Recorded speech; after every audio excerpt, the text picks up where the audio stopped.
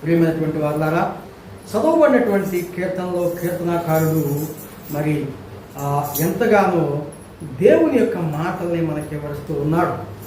ఆయన ఏ విధంగా స్తుతిస్తున్నాడో మనకు తెలియజేస్తూ ఉన్నాడు.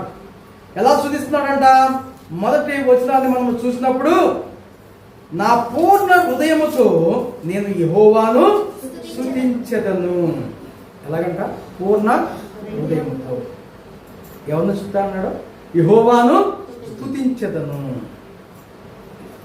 ఎందుకు స్తుతిస్తా అన్నాడు ఆయన? కింద కారణం రాశాడు.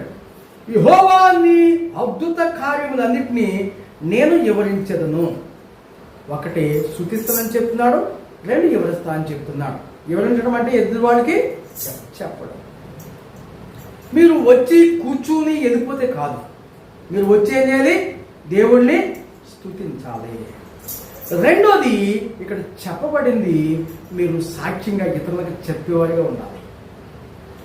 వారంలో కనీసం ఇక్కడ ఉన్న మాటల్ని మీకు ఇష్టమైన వాళ్ళకి, లేకపోతే మీరంటే ఇష్టపడిన వాళ్ళకి ఆ మాటలో తప్పకుండా ఒకటైనా చెప్పగలిగే వారిగా ఉండాలి. దేవుని స్తోత్రం కలుగును గాక.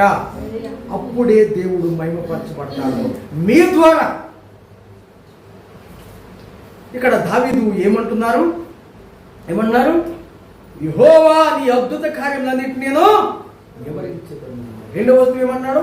మహోన్నతుడా నేను నిన్ను గూర్చి సంతోషించి హర్షించెదను. హర్షించడం అంటే ఏంటి? ఆనందం. ఆయన మాట చెప్పడంలో ఎప్పుడు చెప్తుందని ఆనందం. ఏమైనటువంటి వాళ్ళారా, మనం ఆనందంతో చెప్పడానికి ప్రయత్నం చేయాలి. ఇందులో ఒకడు దొరికాడు.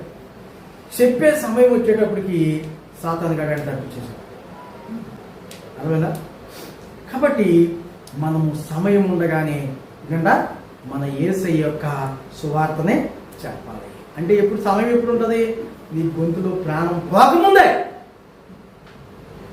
అంటే ఈరోజు ఇన్నటువంటిది నువ్వేం చేయాలి? ఈ వారంలో నేను మీకు కరెక్ట్గా చెప్పేది ఏంటంటే, ఈ వారంలోనే మీరు ఎవరితో మాట్లాడుతున్నారో ఆ మాటలన్నింటిలో యేసయ్య మాట ఉండాలి. ఏముండాలి?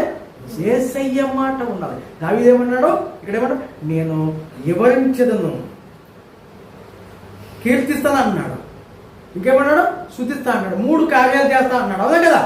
3 కార్యాలు మనము చేసేవారిగా ఉంటే దేవుడు మనల్ని అంగీకరిస్తాడంట.